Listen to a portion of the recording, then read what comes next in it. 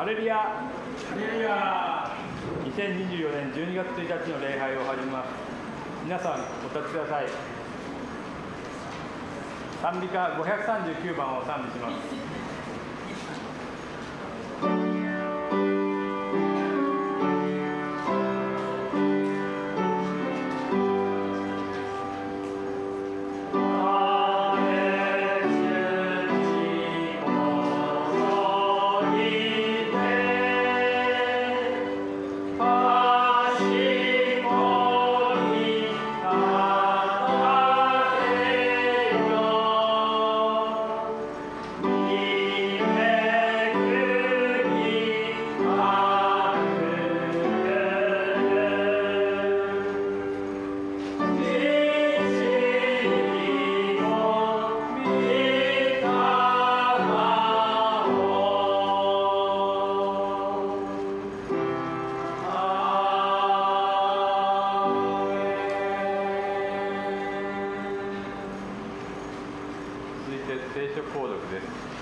ヨハネの福音書1章9節から17節を交互に読みます。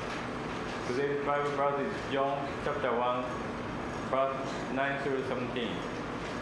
Read each other. ヨハネの福音書1章9節。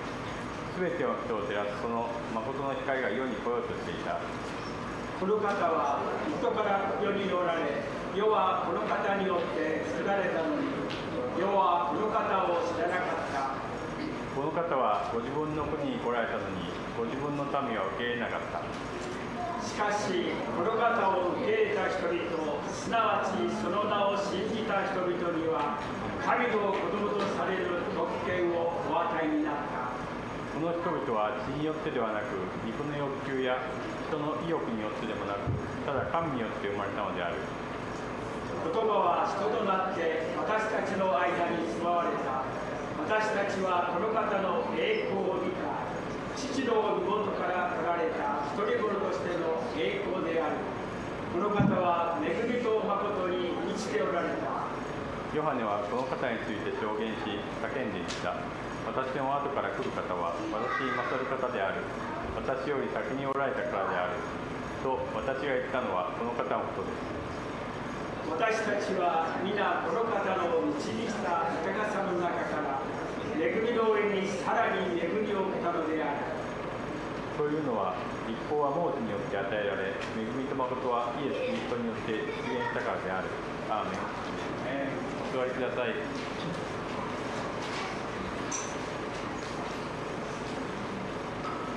次に聖歌123番を賛美します。「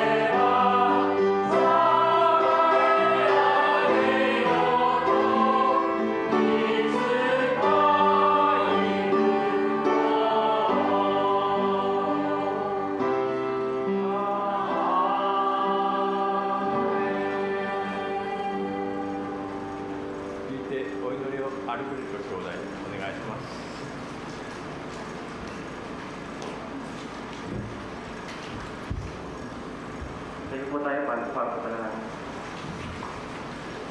Ama naming Diyos sa makapangyarihan sa lahat, salamat Panginoon sa umagang ito. Salamat sa pagkakataon, Panginoon, na binigay mo sa Panginoon upang bigay ng papuri at dakilain ang dakilang pangalan, Panginoon.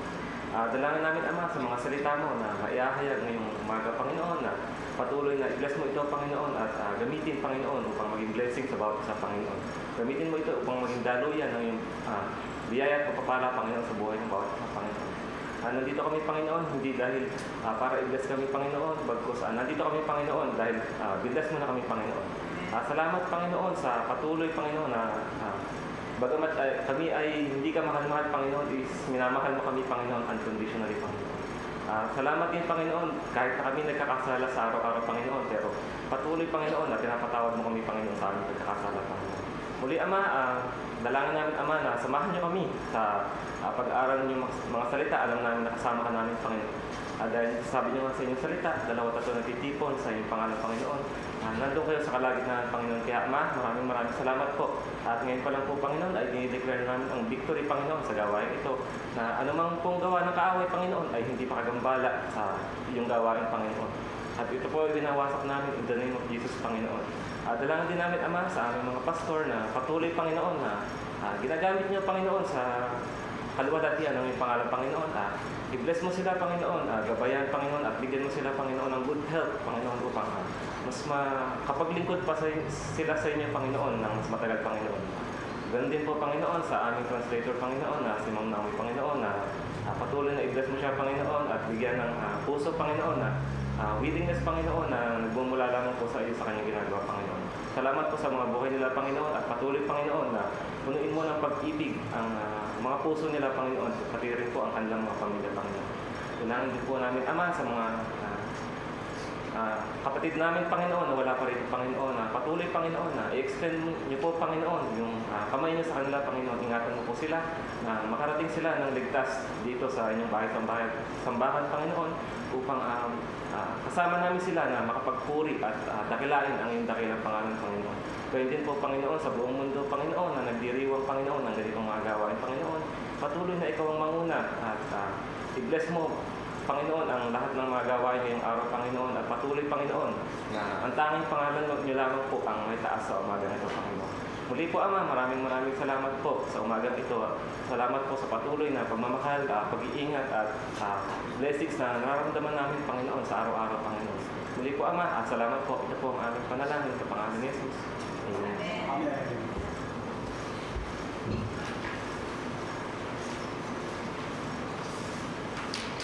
聖歌128番を賛美します。「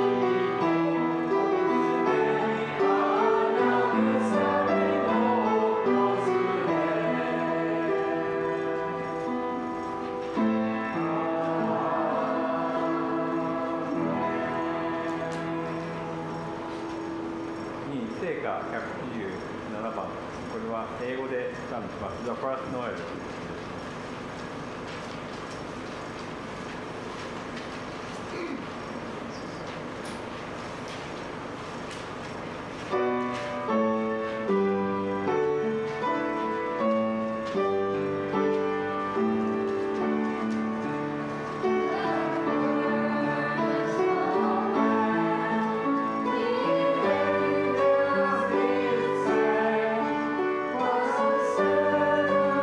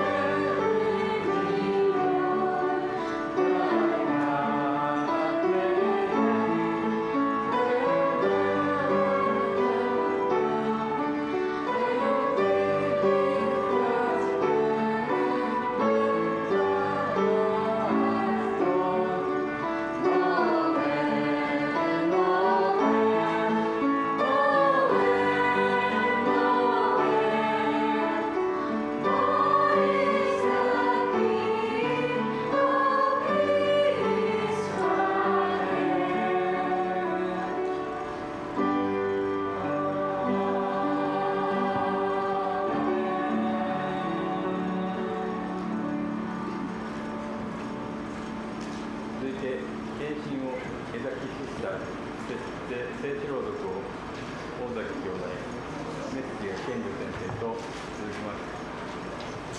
今日は通訳者が不在のため、日本人の方は検診聖書朗読が終わりましたら2階へ上がってください。As there is no interpreter available today, Japanese people should go to the cafeteria when sending message.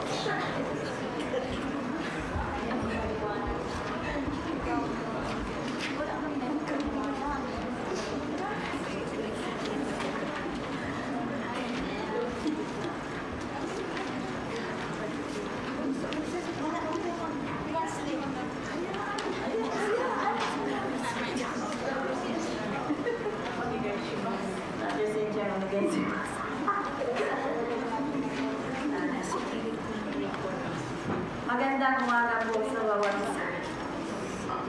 May sabihin po. Yan. Nagigay po. Wala kasi yung ate, di yung kapatid. Salamat. Kami po ay nagpupuri at nagpapasalamat sa Panginoon sa umaga pong ito. 皆さんおはようございます。神様に感謝しています。 Aawit po kami sa katapatan at kabutihan po ng Panginoon. 今から神様のために歌います。 Kami po ay lahat ay magkapatid. 私たちは全員姉妹です。 Noong October po ay nagkasakit po ang aming nanay. いいですか？ Oo. 今年の10月に私たちの母親がちょっと病気をしてしまいました。 Ang 92 years old na po yung nanay namin at nadapa po siya. 母は92歳でちょっと転んでしまいました。 At nung nadapa po siya ay dahil po doon hindi na po siya makakabangon. At pina-check up po namin, ang sabi ng doktor ay operahin po siya. ちょっと転んでしまった理由で、ちょっと立つことが難しくなってしまいまして、手術が必要になりました。 At dahil po doon kami magkakapatid, bilang tao ay nag-aalala, natatakot at nalulungkot. 私たち姉妹、兄弟として本当に心配でいます。 May mga kapatid po kami na nagsasabi na operahin at may mga kapatid din po kami nagsasabi na hindi operahin. 私たちの姉妹の中で、その手術に対して賛成の人もいますし、反対の人もいます。 At ang aming mga kapatid na iba nag-decide na uuwi ng Pinas at ang iba ay hindi uuwi dahil sa kanya-kanyang obligasyon. 私たちの姉妹の中で、それぞれちょっと考えがありまして、フィリピンに帰国する、帰国しない、いろんな理由がありました。 At salamat sa Panginoon sapagkat pinagkaisa po kaming lahat at binigyan kami ng Panginoon ng pagkakataon na sabay-sabay po kaming 7 makauwi ng Pinas. 本当に神様に感謝してですね、みんな、7人とも、フィリピンで一緒に、帰ることができました。 Umuwi kaming lahat dahil sa kalagayan po ng aming nanay. Nanghihina na po siya, sa madaling sabi po, halos hindi na po siya makakain, hindi siya na makakainom ng tubig. Talagang masabi po namin, pinanghina na po ang aming nanay. その私たちの母は、体がだいぶ弱っておりまして、飲むことも食べることも本当に大変でした。 Pero wala po kami ibang inaasahan kundi tanging ang Panginoon lamang at alam namin ang Panginoon ang magbibigay ng kagalingan sa Kanya. ただただ私たちは神様にだけいられて、本当にその母が本当に元気が戻るようにしか願っておりません。Pilipinas na po kami, nadatnan po namin ang aming nanay. Sa madaling sabi po, talagang pumipikit na lang.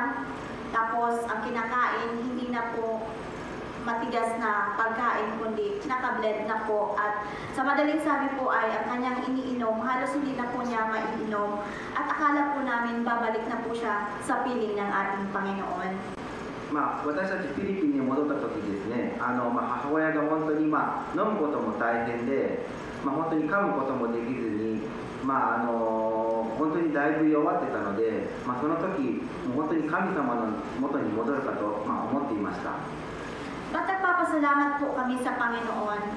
Dahil sa madaling sabi po, ang aming nanay ay nung bata pa po siya, talagang grabe po maglingkod sa Panginoon. Una, supporter sa church. Pangalawa, mapagmahal sa pastor. Pangatlo, kahit sa ang gawain nandoon po ang aming nanay. 私たちの母は、若かった時、本当によく教会の方に行ってまして、まずその神様がすごい大好きで、牧師のサポートも、あと教会のサポートも本当に熱心な人でいました。 Nung sa time ng gabi na yon, ang nanay namin ay nagisingan po namin na nagsabi siya na, kasi bago pa man yon, sabi ng nanay namin, palagi niyang nababanggit yung tatay namin na wala na, yung lahat ng mga patay, lagi niyang nababanggit. Kahit hindi niya maano sa amin, pero lagi niya yung nababanggit, yung mga salita mga patay. But akala talaga namin, ang aming nanay, babalik na sa piling ng Panginoon. But isang araw, sabi niya, Lord, wag muna.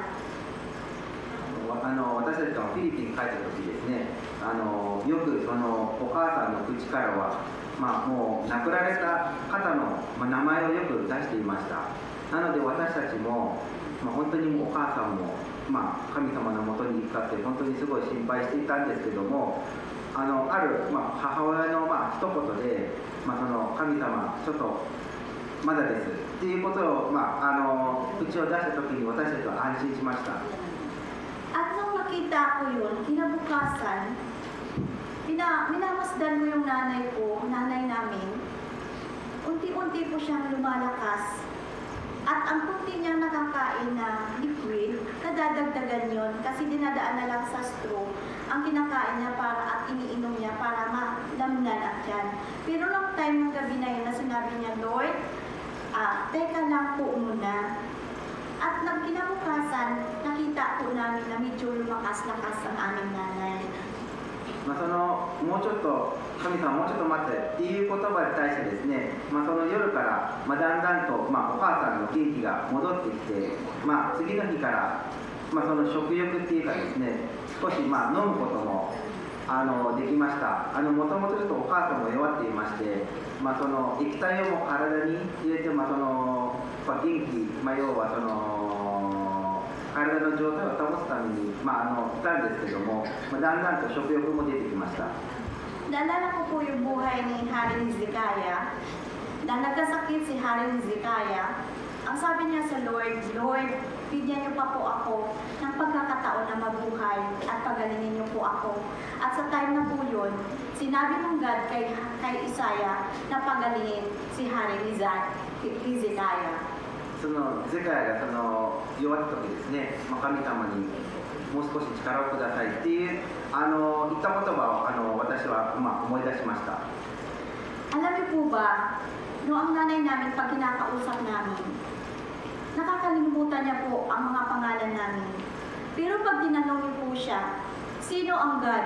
Lagi niyang sinasabi, ang God ay mabuti. Ang God ay mabuti. Ibig po sabihin, kahit nakalimutan niya po ang aming mga pangalan, ang God hindi niya nakakalimutan.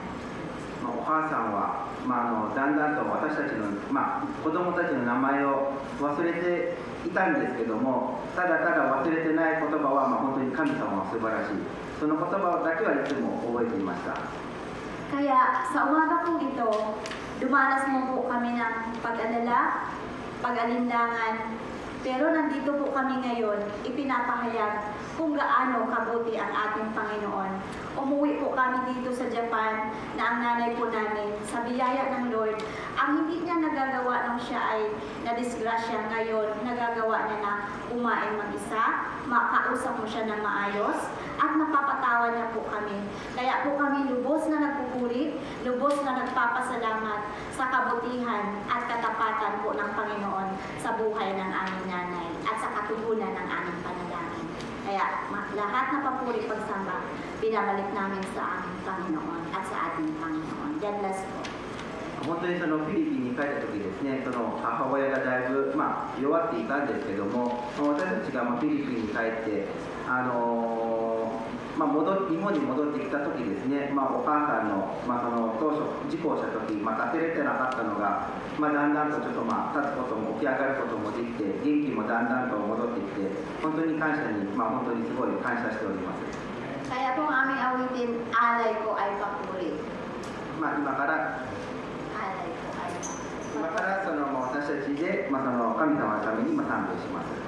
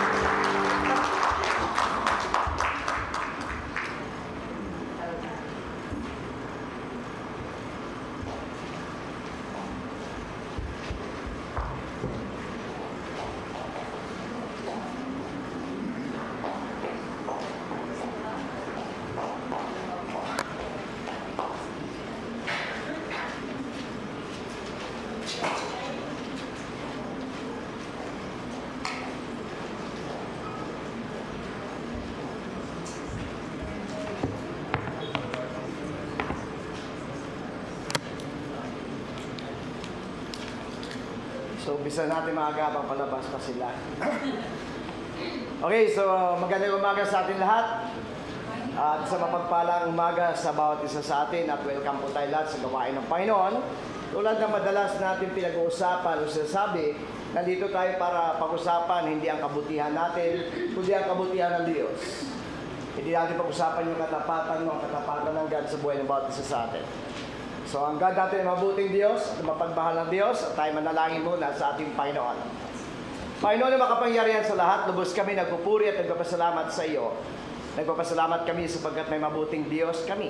Kayo God ang Diyos na mabuti, mapagmahal, Diyos na mahabagin at maawain. Ang dalayan namin, Lord God, sa umagang ito, samahan niyo kami sa oras na ito. Pagpalain mo at katagpuin mo ang pangailangan ng bawat isa. Bless mo rin pagpalain mo, Lord God, maging Pastor Pinjo sa oras na ito. Gamitin mo rin siya na maging alulod at daloy biyay pagpapala. Bigyan mo rin ako ng karunungan, kaalaman mula sa iyo na may pahayag ko ang iyong mga salita o ayon sa gusto mo at hindi sa gusto ko. Mangusap kayo sa bawat isa at pagpalain mo ang bawat isa. Salamat o Diyos sa pangalan ni Jesus, in Jesus' name. Amen and amen. So welcome natin, may mga baguhan na tayo sa harap. So welcome kayo sa gawain ng Panginoon. Nagpapasalamat din ako, palakpakan natin ang Diyos sa buhay. Sa galing ko ito, okay. So, welcome. And then, nagpapasalamat din tayo sa Diyos. Nakita ko kanina si Ate Nina at si Kuya Noy.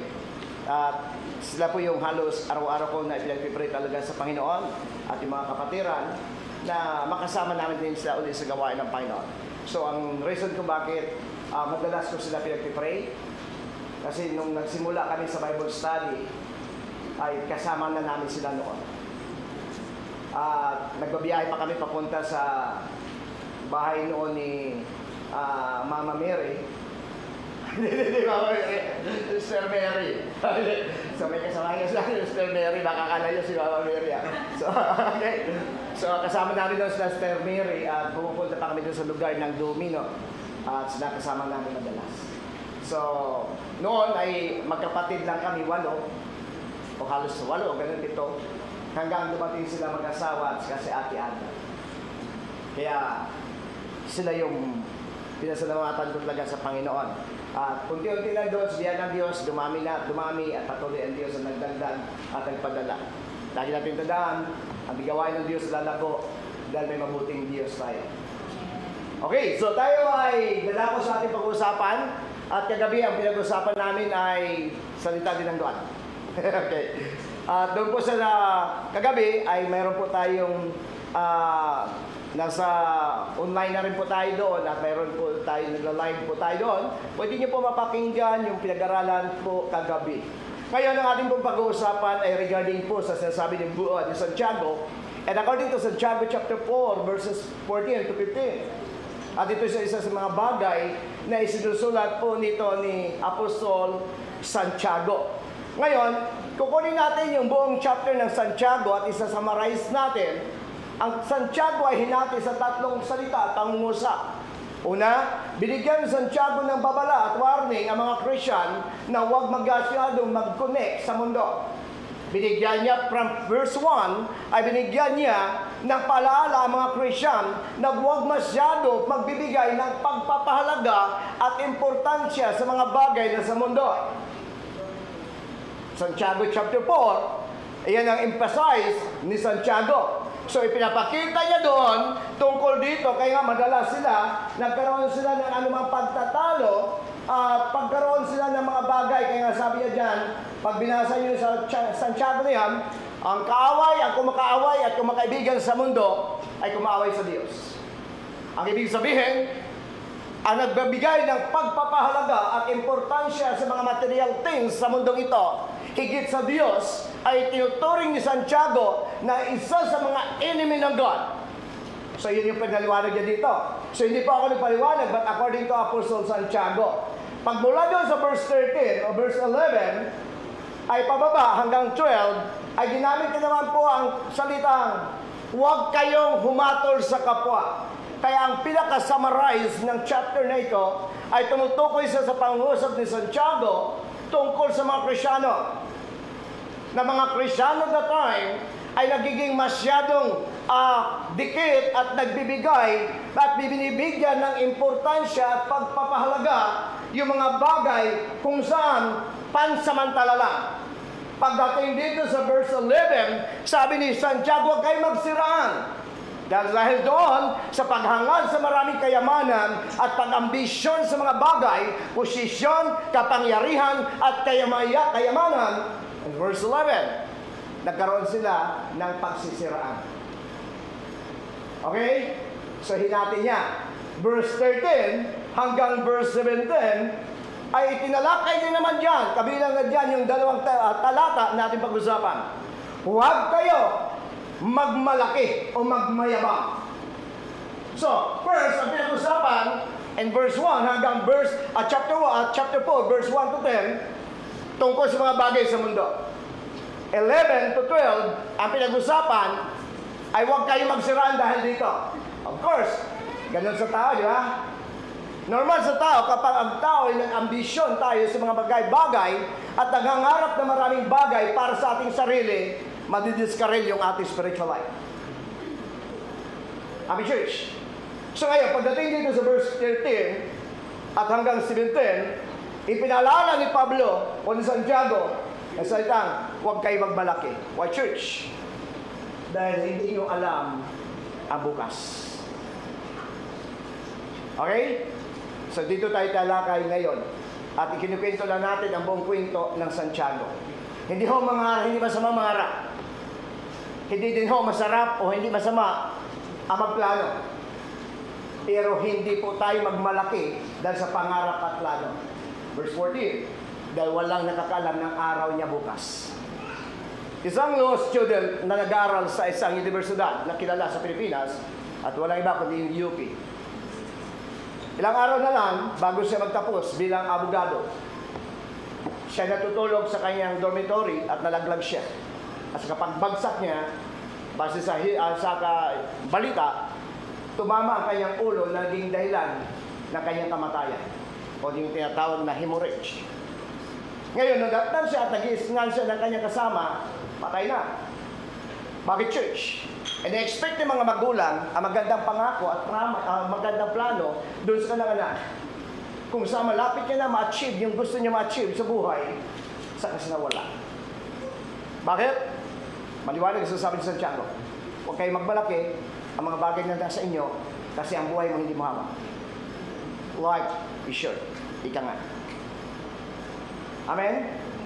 Kaya hindi dapat daw tayo ganito at magsisiran at magyabangan dahil yung mga bagay na pinagmamalaki natin, sabi ni Santiago, hindi mo alam kung bukas okay pa. Kaya nga ang ating pong pag-uusapan ay nasa tapat. Ano yung title natin? Ano ba yung tungkulin ng ating buhay? Kaya nga ang pagkaroon ng pagkakataon na tayo mabuhay ngayon, may God ay may duty o may tungkulin na dapat gawin sa buhay natin. Yes, huwag natin alisin yung pangarap na magandang buhay. Pero huwag nating hayaan ang pangarap na magandang buhay ang magdadala sa iyo palayo sa Diyos. Dahil lahat ng bagay sa mundong ito ay pansamantala. Sabi ko nga kagabi, wala pong BFF at wala pong forever. Hindi lahat na nasa iyo, hindi lahat na sa akin ay panghabang buhay. Amen, church? So ngayon, ito yung ating dapat nakita. Ano ba yung tungkulin natin sa buhay? Kaya madalas sabi ng Bible, samantalahin yung pagkakataon na kayo makagawa ng mabuti. Ang salitang samantalahin ay nagbibigay ang God ng pagkakataon sa iyo. Kung Sabado buhay ka, gawin mo ang mabuti para sa Diyos. Dahil bukas hindi mo alam kung buhay pa tayo o hindi pa natin alam kung ano mangyayari bukas. At ibinaliwanag ni Paul at inilagay sa ating isipan ni Santiago na ang dapat maging mindset natin sa buhay, yung bagay na ito na pangarap mo, hindi mo hawak. Yung mga bagay na gusto mo ma-achieve o maabot, hindi mo hawak. Ang lahat ng bagay sa mundo at ang buhay mo, hawak ng Diyos. Amen.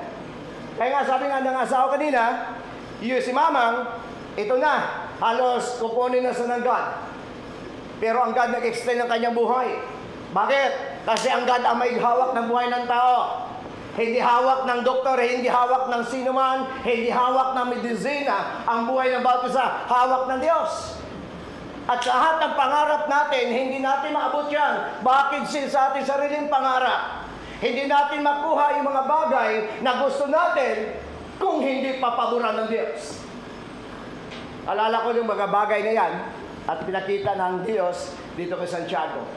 Kasi Santiago ay pinapalalahanan niya ang mga Kristyano. Hindi lamang sa mga manampalataya doon, maging sa mananampalataya natin ngayon, na tayo po ay binuhay ng Diyos, tayo po niligtas ng Diyos, dahil may tungkulin ka sa harapan ng Diyos. Amen. Kaya yung ating pong pag-uusapan, ang tungkulin ng iyong buhay. Verse, Santiago chapter 4. Tingnan nyo dyan sa tapat. Verse 4 o 14, basahin ko. Santiago chapter 4, verse 14. Hindi ninyo alam kung ano ang mangyari sa inyo sa araw ng bukas. Okay? So, ano? Amen? Tama lang po yun. So, maliit lang yung dulo. Ika nga, parang nalipis lang siya. Okay. So, Santiago chapter 4, verse 14. Babasahin natin at tingnan nyo sa tapat. Ito sa translation na hawak ko. Hindi nyo alam kung ano ang mangyari sa inyo sa araw ng bukas. Ito yung reminder o paalala ni Santiago. Walang nakakaalam at hindi mo alam kung ano ang mangyayari bukas. Sabi ko nga kagabi sa mga kapatiran, naniwala ba kayo na kapag ang God inunat niya ang kanyang kamay para magkaroon ng temporary close ang susuki, pwede magsarado ito? Pwede. Dahil walang imposible sa Diyos. Lahat ng bagay, pwede ang God gagawa ng isang bagay. Pwede niya magagawa lahat ng bagay kasi siya may control ng lahat ng bagay. Kaya sabi ni Santiago, huwag ninyo at hindi nyo alam kung ano ang mangyayari sa inyo sa araw ng bukas. Kasi bakit? Tulad ng sinasabi ko sa inyo. In verse 1, nagkaroon sila ng matias na ambition sa buhay. Nagkaroon sila ng mataas na pangarap sa kanilang mga buhay. Ulitin ko, hindi masama ang mangarap, hindi masama ang mga roon ng ambition sa buhay. Hindi ho masama magusto mo at maabot ang isang bagay. Pero ang dapat natin makikita at matutunan kung luluobin ng Diyos. Kawikaan chapter 5 o chapter 3, chapter 37, ang sabi ng Kawikaan, na sa tao ang pagpapalano at ang pagpapasya ay sa Diyos magmula. Hindi inaalis ng Diyos ang pangarap mo. Hindi inaalis ng Diyos ang mga plano mo sa buhay. But yung achievement at katuparan ng iyong pangarap, hindi sa iyo, kundi sa Diyos. Because ang God ang may control ng lahat ng bagay. And then the church, kaya nga sa verse 1 hanggang verse 10, nagkaroon sila ng desire, nagkaroon sila ng pangarap, nagkaroon sila ng ambisyon. Kaya sabi ni Pablo sa kanila, o ni Santiago, I think verse 8, no? Sinabi niya, ang nagpapahalaga sa mga bagay sa mundong ito ay tinuturing na kaaway ng Diyos. Bakit? Kasi ang kakompetensya ng Diyos para sa paglilingkod sa Diyos, alam niyo kung ano? Material na bagay. Niwala kayo. Maraming Christian ang lumalayo sa Diyos dahil dito. Okay? Pag mayroon ka nito, pwede ka ilayo. Pag wala ka nito, pwede ka rin lumayo. Tama ba, mali? Kaya hindi tayo pwede magsilingkod. Ang sabi ng Diyos, hindi tayo pwede maglingkod ng sabay sa dalawa. Sa Diyos at kayamanan. Dahil ibigin mong isa at kamuhian mo isa. Magiging tapat ka sa isa at ipagkanulo mo yung isa. Kagabi ang pinag-usapan po namin ay sa aklat po ng Lucas. Lucas chapter 15. Tungkol sa alibugang anak. Binigay ng God o ng Ama yung hinihingi ng anak niya. Pero sabi ko nga sa kanila kagabi, kung titingnan natin ang pinakakwento at ang kultura ng Hudyo, hindi pwede ang magdemand ang bunso. ang unang ibibless ng ama, yung kuya o panganay. Pero pagdating doon, ang bunso ay humihiling na isang bagay tungkol sa kanyang ari-arian. At madalas, ang ating narinig, ibinigay daw ng God. At ang God, kung alam niya, ang kinabukasan mo, alam ng Diyos kapag i-bless ka niya, alam niya eh. Halimbawa, kapag i-bless ng Diyos, si Bro Albert, alam ng Diyos yon. Na kung pwede sa lalayo at lalapit sa Diyos, alam ng God eh. Pero ang tanong, bakit i-bless niya pa rin? Yan yung alam niya naman pala. Alam niyo, kabutihan ng Diyos ito eh. Ang masama, hindi kita i-bless kasi alam ko gagamitin mo sa masama. Pero ang Diyos mabuti, anak, i-bless kita na sa iyo yan kung paano mo gamitin ang biyayang pinagkaloob mo sa Kanya. So, nung ibinilis na parehas, pag binasa nyo yon, hindi lang yung anak na bunso ang ibinilis niya. Ang sabi nyo, ibinigay sa kanila. So, sa kanila, meaning, dalawa sila. Parehas ibinigay. Pero nung matapos niya matanggap, yung panganay o yung kuya na natili, yung bunso, umalis. Ngayon, kasalanan ba ng ama? Parehas sila binibless. Pero yung kuya, nag-stay sa tahanan ng kanyang ama. Yung bunso, matapos kumuha, umalis siya. Ibig sabihin, ganun din ang blessing ng God. Alam ng Diyos, kapag i-bless ka niya, ito mangyari sa iyo. Pero hindi niya handlagan dahil kasiyahan niya ang kasiyahan niya. I-bless ka niya para gamitin mo sa tama. But yung choices ay nasa iyo. Amen? Nasa iyo eh. Kung gagamitin ko sa tama o mali. Yung pagbibigay niya ng biyaya sa kanyang bunsong anak, hindi niya naman sinabi na gawin mo sa negosyo. Ibinigay ko yan ang mana mo, ibinibigay ko yung gusto mo. Pero nasa iyo kung paano mo gamitin ito. And to the church, ganun din tayo sa buhay. Yung parable na Matthew ng Luke chapter 15 ay symbolize sa panahon ng buhay ng Kristyano ngayon. Di lahat ng Kristyano na pinagpala ng Diyos ginamit sa tama ang pagpapala at lumapit sa Diyos. May mga tao at may mga Kristyano pinagpala pero lumayo sa Diyos. Kasalanan ba ng God? Hindi. Ang God mabuti. So nandun yung 3 puntos na pinag-usapan natin kagabi. At sino nakaalala ng 3 puntos? So, wala kagad ng kodigo. Number 3, doon sa pinag-usapan, bakit binigay? Karakter ng God is a provider. Alam niya, ibibigay niya kung anong gusto niya ibigay, hindi para mapasaya siya, kundi para mapasaya ka. Kaya sabi ko sa inyo kagabi, 2 bagay lang yon. Ang Diyos, tinutugon niya yung prayer mo dahil gusto niya masaya ka. Pero ang pagpapatakbo ng pagpapalang binigay ng Diyos sa iyo, hindi na sa kanyang kamay, ang decision na sa iyo na. Nakaya ba? Halimbawa, i-bless ko sa 3. Bibigyan sa ni Brother Sintian mamaya ng puhunan. O ano? So, binigyan sa 3. Ngayon, nasa kanya 3 eh. Pagbigyan Brother Sintian, hindi niya naman sa inyo direkta na, ikaw gawin mo ito. Kayo ang gagawin kung paano gawin. Pwede nyo ibigay ang blessing, bibigay niya sa ako. Tama? Pwede mo rin sa iyo, gamitin mo yung blessing ito, ipinaghira mo sa tao para kumita. Ito naman, pwede mo gamitin yung biyaya na binigay sa ng Diyos, gamitin mo, pupunta ng ibang bansa. Ibig sabihin, isa ang nagbigay sa inyo, pero kayo ang decision kung paano mo gamitin mo. Ito na nga. Binigay niya, binilis niya ang kuya, binilis niya ang bunso, yung kuya na natili. Pero ang bunso umalis. Intindihin niyo, nakuha ko. Every blessing na dumarating sa buhay natin, yung pagkakataon at ang decision nasa iyo kung paano mo i-handle ito. Intindi? So ngayon, bakit? Kasi ang God, kapag binibless ka, wala siyang kapalit na kondisyon. Tao lang ho ang nagbibigay ng kondisyon. Bibigyan kita, pero gawin mo ito sa tama. Ang God, bibigay ko, anak, bahala ka kung anong decision gawin mo. Pero ayun yung kabutihan ng Diyos. Kaya sabi ko, ang God na mabuti. Sa kabila na winaldas ng bunso, lahat na nawala sa kanya, ni-restore ng God o ng Ama. at higit pa. Because our God is a loving God. Amen? Kaya ang consequence ng kanyang paglayo, naranasan niya, hindi niya naranasan. Base sa kwadro ng aklat ng Lucas 15.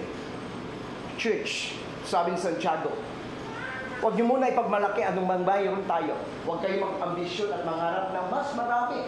Dahil lamang sa gusto natin matanyak ang ating sarili. Church, sabi ng verse 14, hindi niyo alam ang araw ng bukas. Walang nakakaalam ng araw ng bukas. Amen. Walang nakakaalam at may kontrol ng araw ng bukas. Pwede tayo mangarap bukas. Pwede tayo mangarap ngayon na pupunta tayo bukas. Kagabi kinausap ako ni Hiran. Nilapitan niya ako. Ang dami niyang gusto sa buhay. Brother Hel, nandyan Brother Hel. Kailangan, Mr. Jake, paghandaan mo na ito. Sabi niya, Pastor, pupunta tayo ng Mount Fuji. Pagkatapos natin pumunta ng Mount Fuji, pupunta tayo sa Sirikawa-gu. O Sirikawa, no? Tapos, pupunta tayo ng doon sa Kyoto. Sabi ko, ang dami natin puntahan. Sabi ko, saan tayo sakay? Sabi niya, hindi. Sasakay lang tayo sa ng train sa AK, tapos bababa tayo na Nagoya, tapos sasakay tayo uli. Sabi ko, pwede! Pero bata yung pagbigyan mo na lang. Alam ko lang kung trahin pa yun, di ba? Pero kung gusto niyo sumama sa amin dalawa, sumama kayo. So ito na, sabi ko mahirap eh. Sabi ko, ang hirap pagbiyahe ng palipat-lipat. Nag-isip siya. Alam ko na, Pastor. Kausapin natin si Kuya Cynthia. Ay! Hindi ka nalala. Mag-bus tayo. Sabi ko, sige, kausapin natin. Pero nangarap siya, 3 lugar puntahan namin, pero 2 kami. Pero gusto niya, bus ang dalhin. May sama ba yung pangarap ng bata? Hindi tayo binigyan ng Diyos at hindi tayo hinadlangan ng Diyos sa mangarap. Hindi pinaplanuhan at hindi hinadlangan ng Diyos kung anong plano mo sa buhay. Pero ang dapat mo ma-realize, mangyari ang kalooban ng Diyos at hindi yung kalooban ng Diyos. Verse 48, pagbasa.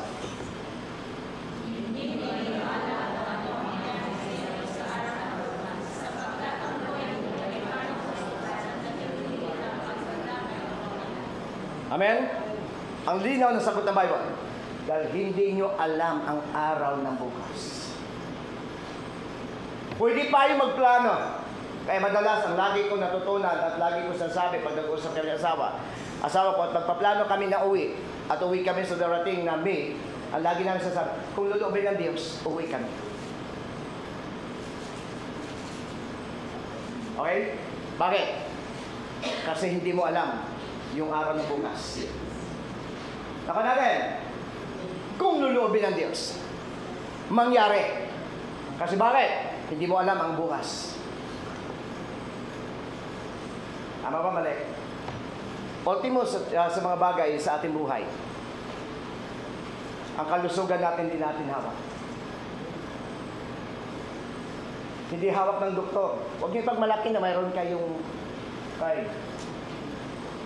Ako may card ako. At sabihan ng Diyos,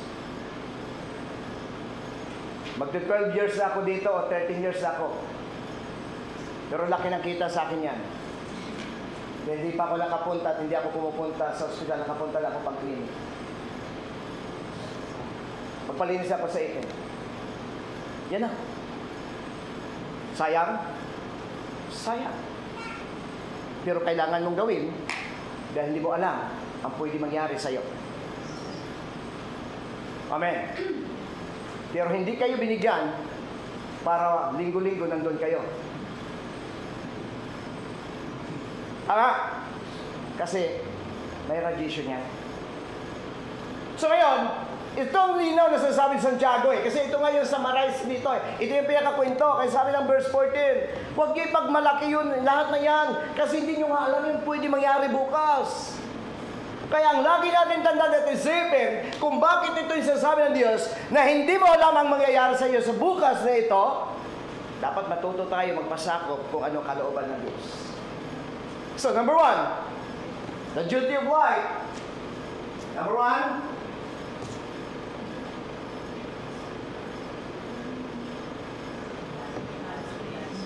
Pakibasa? Pagkilala sa kalooban ng Diyos. Gayong hindi mo alam ang bukas. May plano ka, may pangarap ka, pero matuto kang kilalanin yung kalooban ng Diyos ang mangyayari. Amen? Dahil hindi mo kayang patakbuhin ang mundo sa sarili mong palad. Ecclesiastes chapter 3. Siya ang nagpapatakbo ng ikot ng mundo at nagpapagalaw nito. Walang bagay na nangyayari na hindi pinapatakbo ng isang makapangyarihan Diyos. Yung plano mo, ang God ang nagbigay ng katuparan. Ang mga dinidesire natin sa buhay, ang Diyos ang magbigay ng katuparan. Pero hindi natin pwede patakbuhin ang gusto natin ayon sa gusto natin. Kaya sabi dito ng Bible, verse 15, kung luluobin ng Diyos o ng Panginoon. So, acknowledging God's will. Matuto tayong i-acknowledge o kilalanin na mangyayari hindi yung kalooban natin, hindi yung gusto natin, kundi mangyayari ang gusto ng Diyos. Why, church? Kasi hindi mo hawak ang buhay mo, hindi mo alam ang bukas, ang God ang may alam ng bukas. So matuto tayong kumilala kung ano yung kalooban ng Diyos. Amen. Amen. Masama ba mangarap? Hindi. Masama ba magplano? Hindi. Kawikaan 37, nasa tao pangarap at ang pagpaplano, pero ang katuparan sa Diyos magsimula ito. Pwede tayo mangarap, church. Pwede tayo magplano. Pero ang dapat ilagay natin sa isipan, acknowledging God's will. Kung luobin ng Diyos. Why? Verse 14, hindi mo alam ang bukas. Amen? Amen. Alam niyo ba ang bukas? Alam mo ba ang buhay mo bukas? Alam mo ba ang buhay mo sa sunod na araw? Wala. Dahil walang nakakaalam ng bukas at ng buhay ng tao bukas. Ang ganda. Kaya matuto tayong i-acknowledge o kilalanin ang kalooban ng Diyos. Katulad na sabi ko, hindi masama mangarap at magplano. Pero wag natin ipagmalaki yung plano at ipagmayabang yung pangarap. Dahil ang katuparan sa Diyos at hindi sa iyo. Amen? Okay. So, verse 15, palibasa.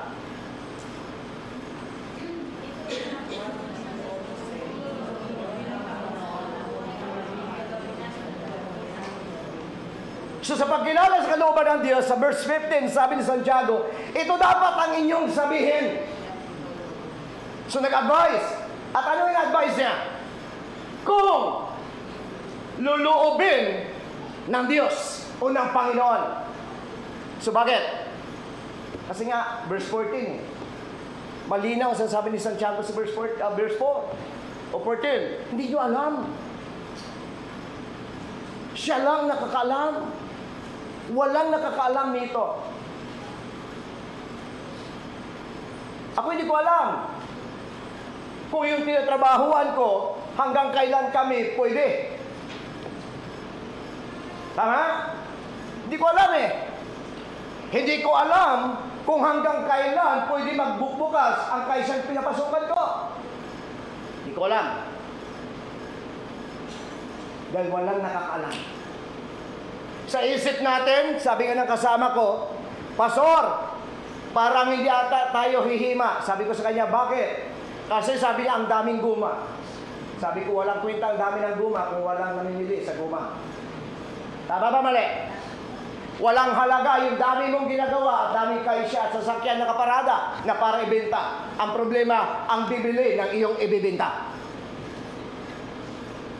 Kung ikaw negosyante at alam mo ang produkto mo, walang nagtatangkili, mag-i-stock ka ba nito? Ano, i-close mo ito pansamantala. Of course, hindi mo kailangan magpadami ng stock dahil the more na dinadami mo at walang ilalabas ito, lalo ka lalugi dito. Church, lahat ganang bagay. Lahat ng bagay sa mundo ito ang ganda na nakakaalam. Pero ang dapat niyo matutunan, pag ang tibor ng God na nasa iyo, i-close niya yung isa, magbubukas na ng dalawa. Amen? Nangyayari yan para ilagay ng God sa isipan natin na anumang bagay mayroon tayo at nakikita ng iyong mata ay hindi mo pwede pagmalaki dahil walang forever sa mundo mo. So may pamilya ka na. May boyfriend ka na. Ina. Zero naman nito. Okay. So, ganun lang. Alala ko lang sasabi ng mga karamihan. Naniwala ka doon? Na walang forever lang. Ay, forever sa lahat. Forever. So, may forever naman sa lahat. So, bro Rapi, wala na. May boyfriend na siya. Kaya, wala ka na talaga bro forever. Si Albert na mayroon. Ay, tuloy na tayo. Bro Rapi kasi tumatawa eh. Ngayon, ito yung sasabihin niya. Sa mga bagay nito, verse 15. Ito ang dapat yung sabihin, payo ni Santiago, kung lulupin ang Panginoon, at, ano sabi niya? Ano karagto? Kung lulupin ang Diyos, at, mabubuhay pa kami. Alinaw ni Pang Santiago. Sabi niya, ito sa verse 1, huwag niyong bigyan ng pagpapahalaga. Lahat ng bagay sa mundong ito mahalaga eh. Tama? Pero wag naman daw masyadong ma-obsess tayo doon sa mga bagay na ito. Dahil hindi ito pang matagalan. Yes, ang bagay na yan, alam yun, lagi nyo tandaan, ito yung kanyang base. Alam yun, brothers and sisters. Ang kaisa lagi magbubukas ng trabaho, tama? Tama ba mali? Pero tayo habang tumatagal, nawala ng chance para manatili sa trabaho. Pwede. Kaya ang trabaho nandyan. Ang problema, tayo, di natin alam ang ating kalusugan. Ang church. Kaya, the duty of your life, una, acknowledging God's will. Matuto tayong kilalanin yung kalooban ng Diyos. Lord, ito yung gusto ko, ito yung pangarap ko. One day, ito ako. Pero mangyari nawa yung gusto mo. Amen? Kasi nga, hindi mo alam. Hindi natin alam. So sabi ni Santiago dyan, ito ang dapat yung sabihin, kung lulubin ng Diyos, buhay pa kami. Gagawin namin ito o iyon. Yun ko palang gagawin. Okay. So, alam mo yung pinakamagandang paano, no? May mga, halimbawa, ito may mga event tayo, may mga pangarap tayo. Natandaan ko noong 2020. Buo na yung pinaka-plano ng gawain ng Panginoon na ito yung gagawin sa loob ng isang taon. Pero hindi nangyari. Dahil sa pagpasok ng pandemic. Hindi masama nangarap. Ang ganda ng plano mo, hindi masama. Pero pwede gumawa ng isang bagay para hindi ma-achieve o hindi mangyari yung plano natin sa buhay. Dahil una, hindi mo control ang sitwasyon, siya lang may control nito. Pangalawa, hindi mo hawak ang buhay mo, kalusugan mo, siya lang may hawak nito. So church, ang payo ni Santiago, acknowledging God's love. Matuto tayo. Bakit? Pag binasa niyo kasunod, mula pa doon at higit pa doon ay itinuturing ng kapalaluan o kayabangan. Sabi siya dyan. Yabang kayo. Gayong hindi nyo alam yung bukas. Amen? So, may plano tayo at doon sa mga nagpaplano sa nalalapit na Yasumi, Christmas. Ang plano natin, ito. Lord, kung loobin mo, malusog kami dito. Parang nakaraan taon, nagplano kami, tama? Gusto namin pumunta ng pamilya namin. Pupunta kami ng ganitong lugar. Pero nangyari, hindi nangyari. 3 lang kami nakaalis. Si Mrs., si Zachary at ako. Si Zoe na iwan. Bakit? Nagkaroon siya ng influenza. Bakit? Yun ang buhay. Kaya sabi ni Pablo on Santiago, kung lulubin ng Diyos, yung plano mo, yung gusto mo, yung mga pangarap at dinideserve mo sa buhay, Lord, gawin ko ito, mangyayari ito, ayon sa plano mo, hindi sa plano ko. Ako natutuwa sa Diyos. Dito si bro, si Jeff. Minsan nilapitan ako ni bro Jeff at ang sabi niya sa akin, Pastor, kahit uuwi ako ng Pilipinas at bibigyan ako ng Diyos ng pagkakataon, na babalik ako dito, babalik po ako dito, Pastor. Sabi ko, bakit? Kasi susuportahan ko po kayo. Luluobin ng Diyos. Hindi ako lilipat sa ibang bansa. Dito ako. Kasi gusto ko pong maglingkod sa Diyos at tutulungan ko po kayo maglingkod. Pero kung nakakatuwa niya, kasi karamihan, saan ka pupunta? Magano muna, maghanap ng mas malaki. Hindi masama. Ang maghanap ng mas malaki. But ang successful ng buhay sa Kanya. Tama. So dito, maraming ipon.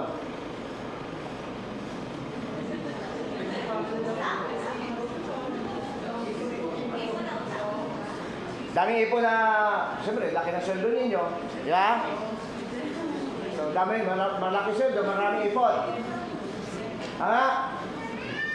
Kaya, sabi ko, ang church talaga, yung mga kapatiran mga kapatiran, mayayaman kasi malalaki ang sweldo. Of course, maraming ipon. Amen? Bakit hindi kayo susagot? Walang ipon?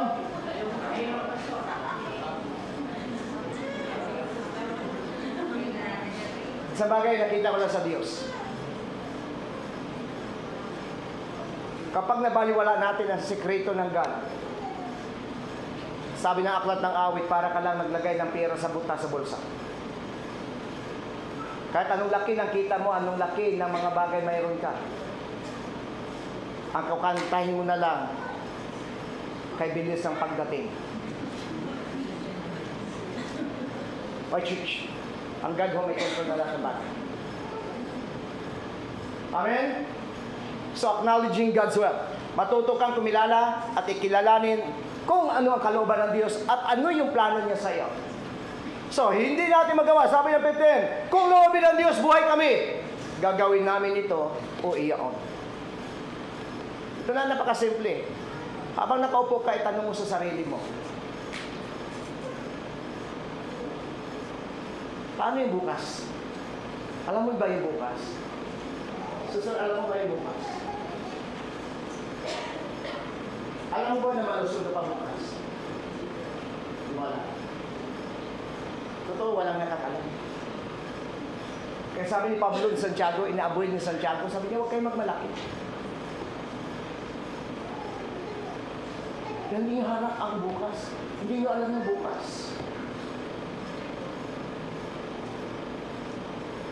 Pwede may mga bagay na hindi o mangyayari sa atin na hindi natin alam.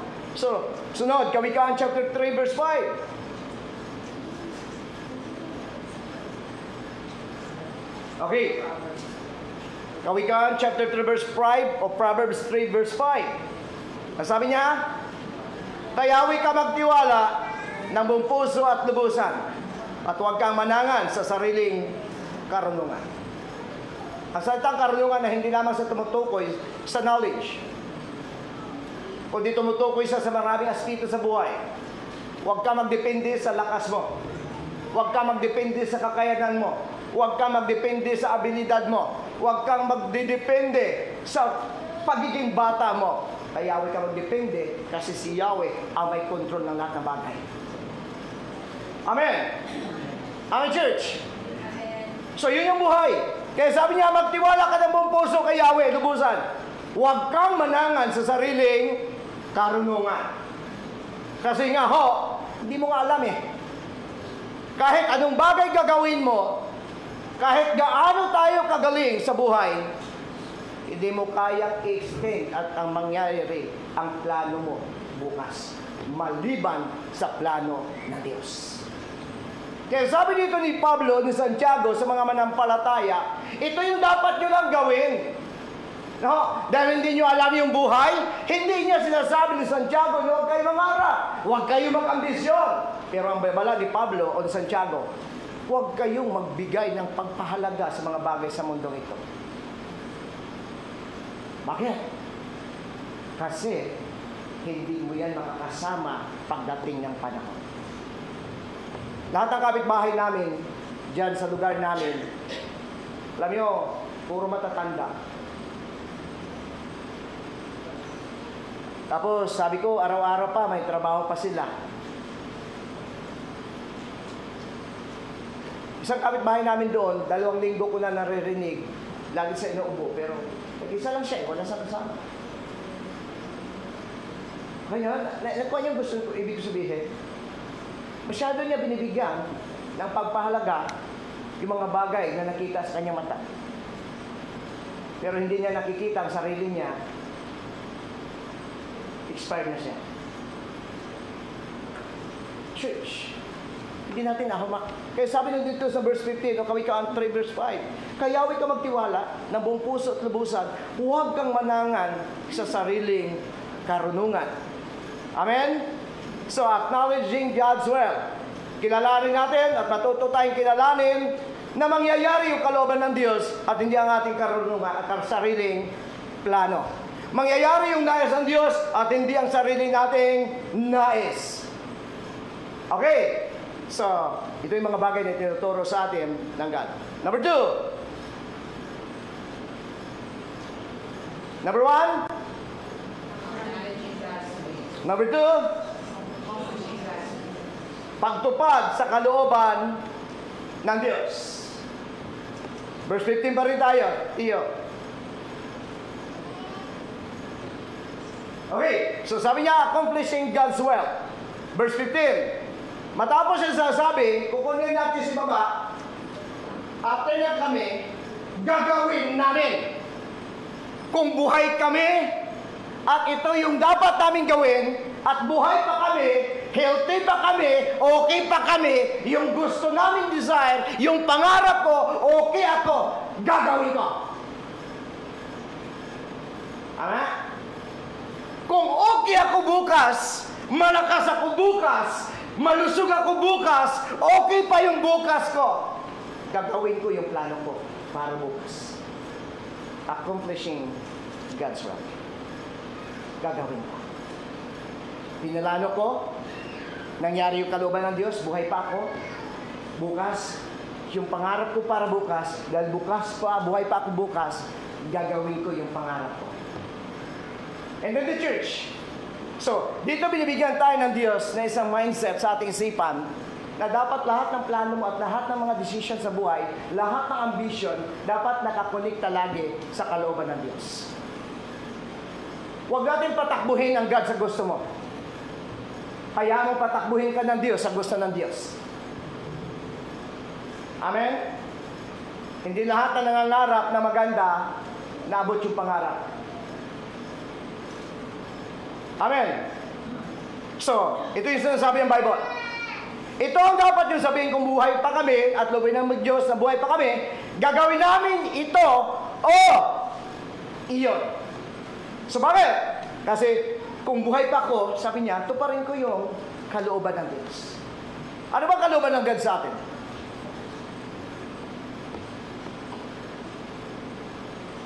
Ano dahilan bakit tayo buhay? Kung bibigyan tayo ng Diyos ng pagkakataong bukas na buhay pa tayo at malakas, anong plano ng Diyos sa iyo sa araw ng bukas?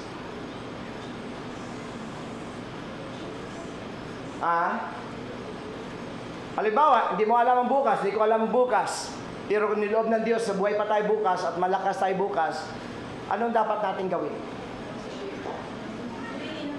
Gawin ang kalooban ng Diyos. Amen? Hindi yung kalooban lagi natin. Ang dami natin kanya-kanyang kalooban sa buhay.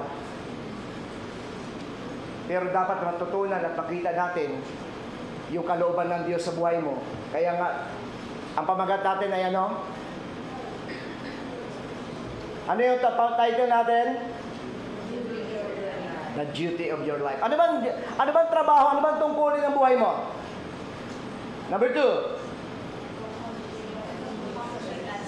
Accomplishing God's will. Kung buhay ako bukas, ito yung duty ko, ito yung trabaho ko, itong tungkulin ko, at buhay pa ako bukas, gawin ko ang kalooban ng Diyos. Sa church, as a Christian, alam mo ba ang kalooban ng Diyos sa buhay mo? At ano ang kalooban ng Diyos sa buhay mo?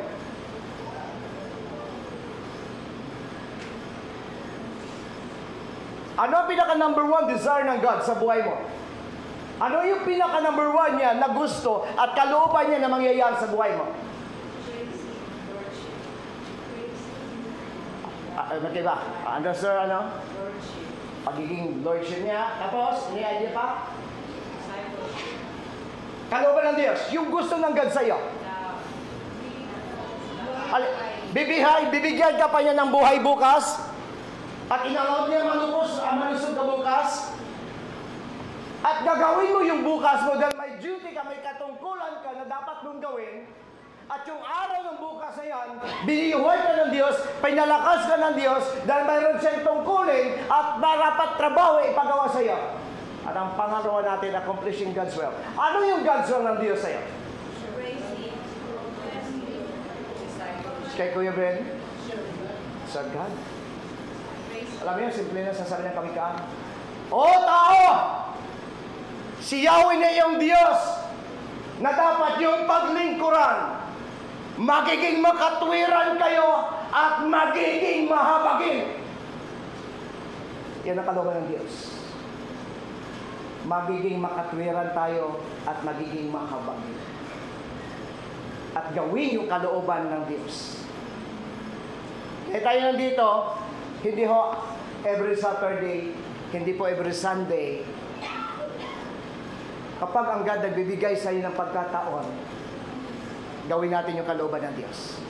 Alam niyo, sabi ni Santiago, maging si Pablo, samantalahin niyo yung bawat pagkakataon na kayo makagawa ng mabuti.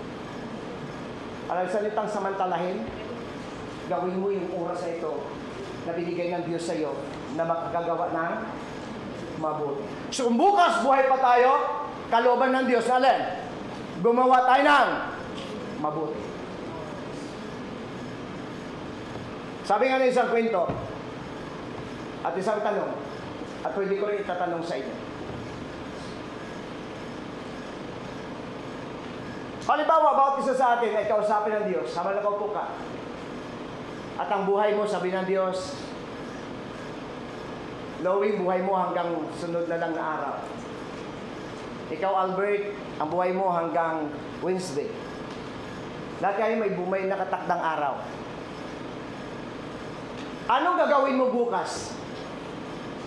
Hanggang Wednesday, bro.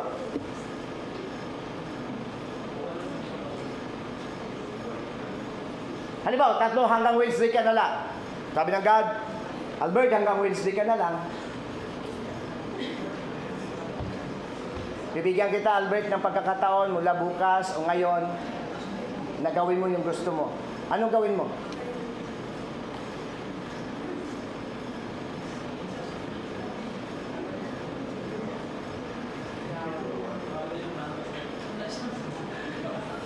Hindi ka pupunta ng ibang bansa?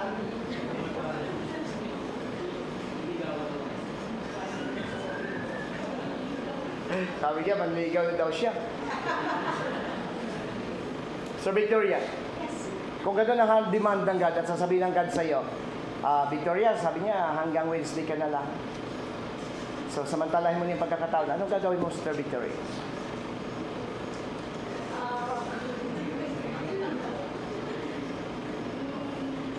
Pero madalas kapag ang tao, alam niya malapit na sa mamatay, ano ginagawa ng tao? Magpakasaya. Hindi. Sisi. Magsisi, magpakabait. Kasi baka ayaw ko pupunta na impyerno, tara. Gusto ko maging mabuti. Tapos lahat ng mga kapitbahay mo na hindi mo binibigyan noon, bibigyan mo na. Yeah. Lahat ng mga pamilya mo na hindi mo kabati, tawagan mo, sorry na, kasi malapit na akong magpapahinga. Tara! Kaya yung buhay eh. Yung alam mo malapit ka na, lahat ng bagay na mabuti gagawin mo na. Sino dito? Ikaw, sister. Alam mo kung hanggang Wednesday ka na lang, kaya gawa ko para iba ng masama. Aking kay Holy Spirit, ito ka na lang. So kailangan ko na magiging mabuti, tama? Tama, buti ng Diyos, hindi pinasabi sa'yo at hindi pinapaalam sa'yo. Kaya sa samantalahin, hindi mo alam ang bukas kasi eh. Pagdating sa paglisan mo sa mundo ito, pagdating sa kalusugan, pagdating sa lahat ng mga bagay, hindi mo alam. Kaya nga, accomplishing God's will. Pagbuhay pa kami, sabi Santiago, gawin ko. Pagbuhay ako, bukas, matoki ako, gagawin ko ang mabuti para sa Diyos ko at sa kapwa ko. Maglingkod ako sa Diyos. Amen? Hello? Ganda ng buhay. Alam mo, sabi nga ni nakaraan, kilala niyo si Julius, no? Dating sikat to siya eh. Julius Babaw. Hindi. Si Julius, dati sa nag-church, kaibigan nito, kamag-anak nito ni Brother Vince at ni Bro Giovanni. So, papunta ata sila ng Okazaki, nabangga sila ng halos wasak na yung sasakyan. Yung dala nila na sasakyan ata espada. Tama ba? Sino nakakita doon? So, halos wasak talaga mula likuran. Pero lumabas na nag-video siya. Tuwang-tuwa siya. Sabi niya, Lord, buhay pa ako. Kasi lang buhay. Hindi mo alam ang aksidente. Kaya sabi ko sa kanya, nung minisage ko siya, bro, mahal ka ng Diyos. May plano pa sa sa'yo. Sabi niya, hindi ko alam na mabubuhay pa kami kasi wasak. Okay? Ngayon na, untog ka lang nga dyan eh. Pwede ka mawala eh. Minsan lang, inom ka na ng kape. Nalunok mo yung tasa. Ay, hindi! Kasi sabi siya, nag-choke na rin. Nalunok yung tasa. Pwede ba yan? Pag inom mo ng kape, pwede ka mamatay. Pag ganun, mo may pako. Nakita niyo sa mga video clip na, no? Nagtatalumpati lang, mamaya. Na-atake agad. Isang kilala mga newscaster, habang nagsasalita, paikot-ikot lang siya, may kumukulapse. Nakita niyo yun? Kasi ganun lang buhay. Nasabi ng Bible, ang buhay ay parang aso. Alam niyo yung aso, no? Usok. Smoke. Na, paglabas, wala. Ganyan lang kaisip. Kaya sabi ni Paul, o Santiago, dapat matutunan natin kung ano ang kalooban ng Diyos. Number 2, accomplishing God's will. Kung bibigyan ako ng Diyos ng pagkakataon para sa sunod mga araw, susunod na taon, susunod na buwan, gawin ko ang kalooban ng Diyos. Amen? Hebrews chapter 10 verse 33 o 36. Pakibasa?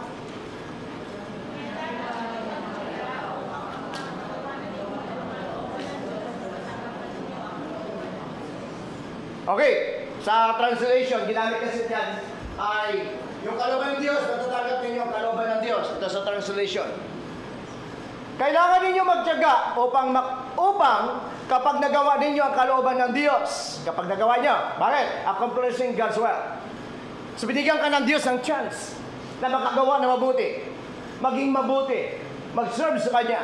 At ang sabi niya, Hebrews 10:35, kung magtiyaga lang kayo upang, sabi niya, kailangan ninyo magtiyaga upang kapag nagawa ninyo ang kalooban ng Diyos, tatanggapin ninyo ang, sa ibang translation, pangako ng Diyos.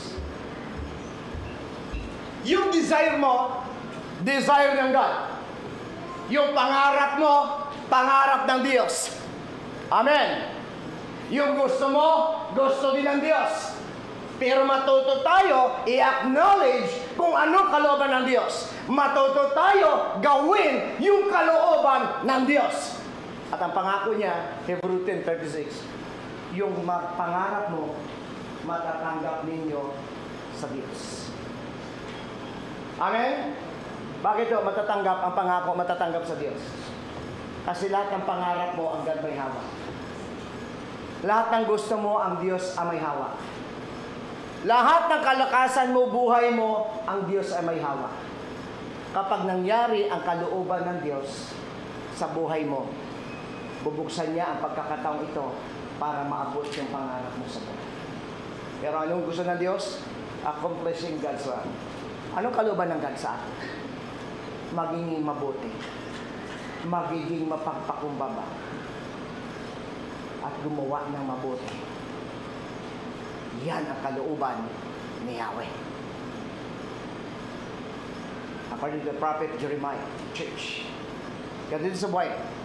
Kaya sabi ko sa inyo, kung may limit na yung buhay mo at 3 araw ka na lang, wala pang tao na nangangarap sa loob ng 3 araw ng itinitirang buhay na gumawa pa ng pagiging salbahe o kasamaan. Lahat ng tao na binigyan na lang ng limitado ang buhay. Nakakita na ba kayo yung pasyente na nagpapaalam na? Nakatagpo na kayo? Wala pa. Yung bang naghihingalo na siya, di ba? Tapos malapit na siya. Ay, naalala ko sinabi kanina na asawa ko. Bakit gano'n, no? Pag alam mo yung tao malapit na mamatay, lahat ng nakikita mo yung mga patay. Ha? Minsan, dinadaan ka pa sa panaginip, nakasama mo yung namatay. Kaya pag nakasama nyo yung nanaginip kayo, nakasama nyo patay, mag-iingat na kayo. Hindi gano'n, hindi gano'n. So, minsan mga sobra lang ng pag-iisip yan. Pero kung managinip ka ng gano'n, simple lang. Hindi ako naniniwala sa panaginip. During the Old Testament, ang panaginip sa kanila mahalaga dahil may nagpapaliwanag. Pero ngayon, hindi na kailangan natin elaborate o explain ang panaginip kasi may Biblia. Bagkos sinasabi ng saints siya na panaginip ay 3 lang daw pinanggalingan bakit ang tao na naginip.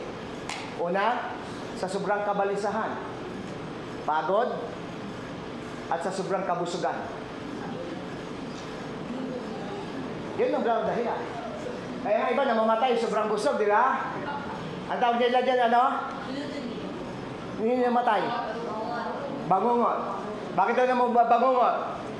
Sabi nila, kumain daw na sobra. Kaya nga advice lagi ng doktor, pag busog kayo, 2 to 3 hours bago kayo matulog. Sabi ng doktor, tama? Kasi bakit pwede daw ganito? So, yun lang yung, kaya nanaginip tayo dahil sobrang kasibaan. Tapos, sobrang daming pagod, alalahanin sa buhay. Kaya dahil may problema ka, iniisip mo yung mga nawala, nanaginip ka ngayon, na nakasama mo yung nawala. Okay, so, bakit ganun ang buhay niya? Na parang pag malapit na, maalala mo lahat yung mga namatay. Tapos kinakausap po pa, kasi yung bayaw ko, ganun ang nangyari. Bago nangyari, ganun din sinasabi niya. Pero alam niyo ho, hindi nangyari yun. Bagkos, ang God in-extend yung buhay niya mula sa banta ng, may ano na siya talaga ng hospital, na mamatay na siya. Pero alam niyo ho, ang God makapangyarihan.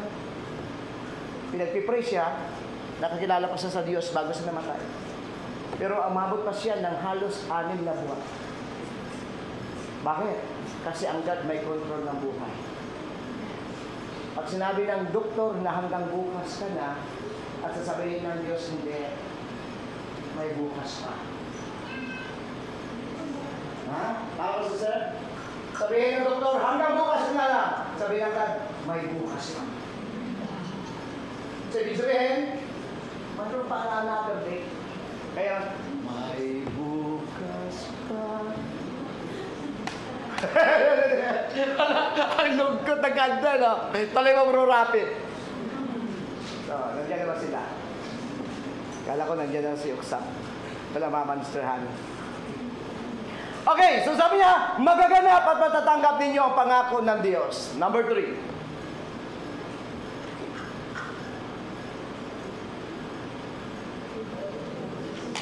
Ano yung pangatlo? Babalikan natin. Ano yung title? The duty of your life. First, acknowledging God's will. Number 2, accomplishing God's will. Number 3, gawin mo. Gawin natin yung kalooban ng Diyos. Sabi ni Santiago, kung buhay pa kami, gawin ko yung kalooban ng Diyos. Pag binigyan tayo ng Diyos sa extension ng buhay natin at binigyan tayo ng mahabang buhay, gawin mo yung kalooban ng Diyos. Ang reason kung bakit tayo in-extend ng Diyos, ang reason kung bakit binuhay tayo ng Diyos ng mahaba, ang reason kung binigyan tayo ng Diyos ng biyaya at pagpapala, gawin ang kalooban ng Diyos. Amen? Kaya palala mula sa Biblia, huwag niyong hayaan na igumon kayo sa mga bagay sa mundong ito. So, verse 14. Pakibasa ng verse 14. Do God's will.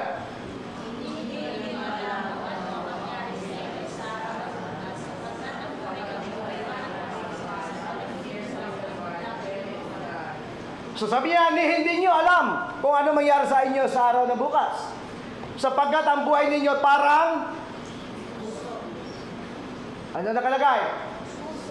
Usok o aso. So nakalagay dyan, aso.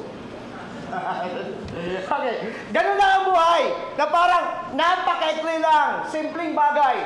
Pero sabi niya, kapag buhay kami, at ito dahil may ekseng buhay, sa sandaling buhay, mawala saan buhay, bago mangyari, gawin namin ang kalooban ng Diyos. Last verse. Nandiyan na sila. Psalms 143 verse 10. Sabi dito na Bible, sabi ni Psalmista, turuan mo akong gawin ang iyong kalooban. Kaya pag buhay pa tayo, malusog tayo, hindi tayo magmalaki. Huwag natin pagmayabang. Kasi hindi mo hawak yan eh, hindi mo control ang lahat. Kaya sabi nitong Psalmista, turuan mo akong gawin ang iyong kalooban. Sapagkat ikaw ang aking Diyos, hayaang akayin ako sa iyong mabuting espiritu sa patag na lupa. Sa ibang translation, sa tamang landas. Kaya nga, Lord, kung buhay pa kami, gawin ko yung kalooban mo. Pero turuan mo ako na lalakad at gawin yung tama at ayon sa gusto mo. Amen. May mga pangarap tayo. Pero sana kasama mo ang Diyos sa pangarap mo. May mga plano kayo sa buhay nyo. Dapat na bigyan nyo ng sapat at isama ang plano ng Diyos sa buhay mo. Huwag tayo magplano ng sarili nating plano. Kaya mo manangan at lumakad sa plano ng Diyos. Wala kang at hindi mo alam ang good future, pero alam ng Diyos ang magandang kinabukasan mo. Hindi mo alam ang bukas. Hindi mo alam kung maging successful ka sa buhay mo bukas. Pero alam ng Diyos ang bukas mo. Ang sabi ni Jeremiah 29 verse 11, ako lang nakakalam ng bukas. Amen? Hello? Kahit si Madam Auring, hindi niya alam bukas mo. Alam ng God ang bukas mo. So si Madam Auring, kunwari lang yun. Hindi alam niya yun. Dahil siya hindi niya rin alam ang bukas. Dito ako mag-close. Minsan pumunta ako sa lugar ng Baclaran. Nadatnan ko isang lalaki o bakla na nanghuhula. At lahat ng inuhulaan niya, maganda ang hula. So dito punta sa manghuhula. Wala may nakakalam. So, yung unang lalaki nagpapahula, sabi niya, binasa niya yung palad. Magkaanak ka 3. Pupunta ka ng ibang bansa, gaganda yung buhay mo, tapos babae. So, madaling sabi, pinabayaan ko lang siya. Tapos, may nagbibigay sa kanya, mayroon siyang parang gulang crystal. Tinanong ko siya. Sabi niya, pwede ba akong magtanong sa'yo? Galit siya sa akin. Sabi ko, bago mo ako hulaan, gusto kong itatanong sa'yo. Sabi niya, ano yung tatanong mo? Sabi ko, alam mo ba na bukas buhay ka pa? Galit sa akin. Tapos alam mo anong curse na binitawan niya sa akin? Ito. Hindi ko alam taga-Samar siya. Sino taga-Samar dito? Ito yung sabi sa akin. Mamayang gabi, alas 12 ng gabi.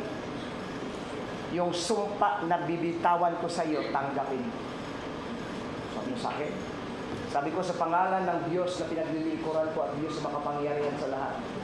Yung sumpang binitawan mo, walang kapangyarihan ito sa Diyos na pinagdinig ko. Simple naman tanong ko. Ang ganda ng hula niya sa future ng tao. Pero hindi niya alam kung anong bukas ang future mayroon siya. Ang totoong manghuhula, ang totoong propeta, bago niya alam ang iba, alam niya muna yung destiny niya buhay niya. Nagalit siya sa akin. Normal.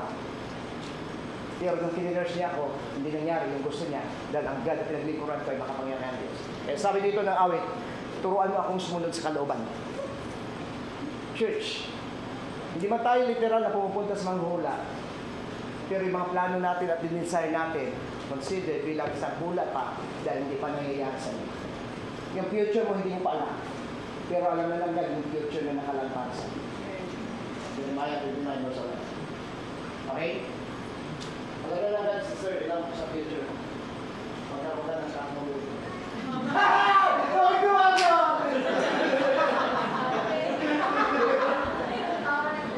Tawa na eh! Kaya tawa na!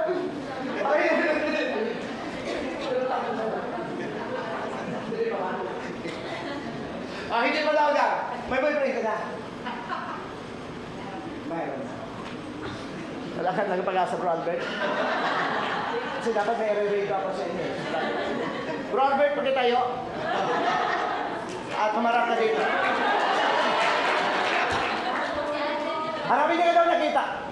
Sabi nga kaya na isang hindi pa nakita. Yan si Bro Albert. Binata yan. Mabait at naglilingkod sa Diyos. Pogi pa yan. Okay? Susunod si Pastor, nire-rato yun lang kami. Mas pangit naman, nire-rato ko kayo sa iba. Alam, kilala ko si Bro Albert. Kaya kasi may mga boyfriend na kayo, maging tapat kayo sa boyfriend. Okay? Tayo na lang sa Panginoon. Bakit napunta na tayo dyan? Panginoon, nagpapasalamat kami sa umagang ito. Salamat Lord God sapagkat wala kami pwedeng panghawakan na mabigyan namin ng garantiya ang araw namin bukas. Wala pong garantiya na pwede kaming hawakan na mayroon kami magandang kinabukasan maliban sa kalooban mo. Lord, turuan mo kami na umasa sa iyong kalooban. Turuan mo kaming gawin ang iyong kalooban. At turuan mo kami na mamuhay ay sa iyong kalooban. Lord, mangyari yung kalooban mo, hindi ang kalooban namin. Your will be done, Lord God. At alam po namin na ang kalooban mo maganda para sa amin. Sabi ni aklat ni Jeremiah, yung plano mo para sa amin ay maganda at wala kayong pangit na hindi maganda sa bawat isa. Turuan mo lamang kami umasa at magtiwala sa amin sa sarili mo at hindi sa sarili naming kakayanan at kaparaanan. Pagpalaan mo bawat isa, ingatan at bantayan sa pangalan ni Jesus. Amen. So God bless natin lahat.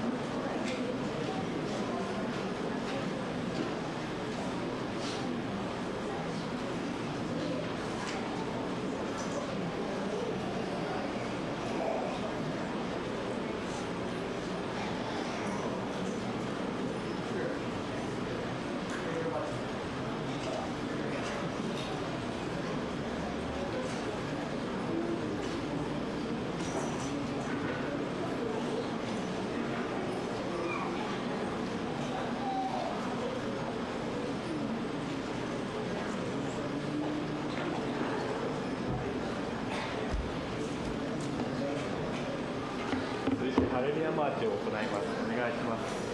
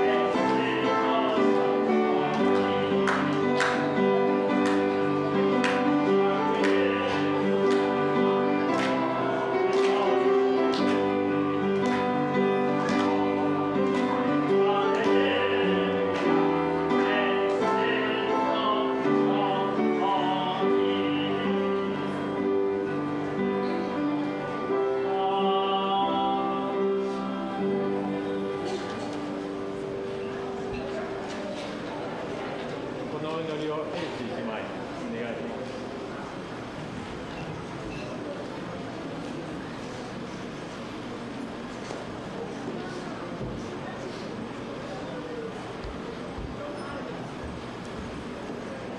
Tayo manalangin. Father God, salamat po Panginoon Lord sa isang umaga na ibinigay mo sa amin na ibinigay mo po Panginoon upang makadalo kami sa bahay-sambahang ito upang ikaw ay purihin, paglingkuran at pasalamatan for all the things that you have done in our life. Father God, we acknowledge that you are a good Father to us, O Lord God. Thank you Lord for the message na ibinigay mo sa amin po Panginoon sa araw na ito Panginoon. Patuloy po Panginoon na pinapasalamatan namin ang pastor na ginamit mo sa umagang ito. Si Pastor Louie, si Pastor Kenjo po Panginoon. Father God, tunay nga po Panginoon Lord that you are reminding us always your word po Panginoon Lord that we could acknowledge Panginoon na ikaw ang aming Diyos na mabuti po Panginoon at gawin ang kalooban mo sa buhay namin o Diyos. Tunay nga po Panginoon Lord God na kami nagpapasalamat po Panginoon sa kabutihan mo. In spite Lord God na lagi kaming sumisimplang. But Lord, nandiyan ang iyong mga salita po Panginoon na laging nagpapaalaala sa amin how good you are, how you love us so much po Panginoon. Thank you very much po, Panginoon Lord God, at patuloy na dinadalangin ko sa inyo po, Panginoon Lord, na gamitin mo ang aming buhay, Panginoon, na gawin ang kalooban mo po, Panginoon, hanggang sa iyong pagbabalik po, Panginoon Lord God. Father, thank you din po, Panginoon Lord, sa kaloob na nalikom sa umagang ito. Patuloy na pagpalain mo po, Panginoon, ang kaloob na ito na magamit po, Panginoon Lord, sa ikalalawak po, Panginoon Lord, ng gawain mo po, Panginoon. At i-bless mo ang church na ito po, Panginoon. I-bless mo po, Panginoon, ang kaisya na aming pinagtatrabahuan po, Panginoon Lord God. Maging ang buhay ng bawat isa po, Panginoon Lord God. Father God, tunay nga po, Panginoon Lord, na nagpapasalamat po kami sa kaisya na pinagkatiwala mo sa amin po, Panginoon Lord God. Patuloy na gamitin mo ito po, Panginoon Lord, upang po, Panginoon Lord God, ikaw ang mapapurihan because we believe that all the kaisya po, Panginoon, you are the owner po, Panginoon Lord. Salamat po, Panginoon. Sa aming paghiwa-hiwalay sa umagang ito, patuloy na gamitin mo ang bawat isa sa amin po, Panginoon, as a channel of blessing, as a light in this world po, Panginoon, because you know, you said in your word that you are the light and we are the light of this world, O Lord God. Thank you so much po, Panginoon Lord. All the glory and honor will back to you, Father. In Jesus' mighty name we pray, Lord. Amen. Amen. お立ちください。唱詠を賛美します。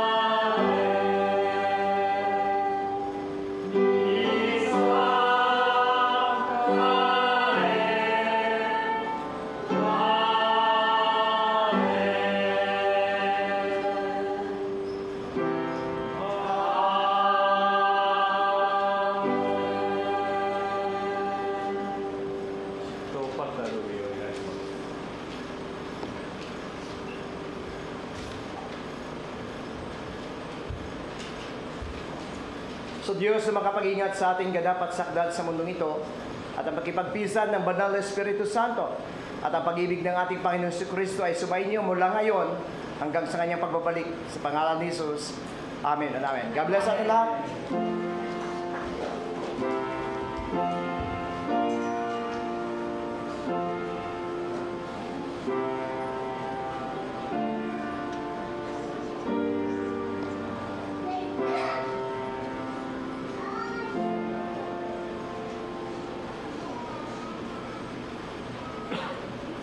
ください。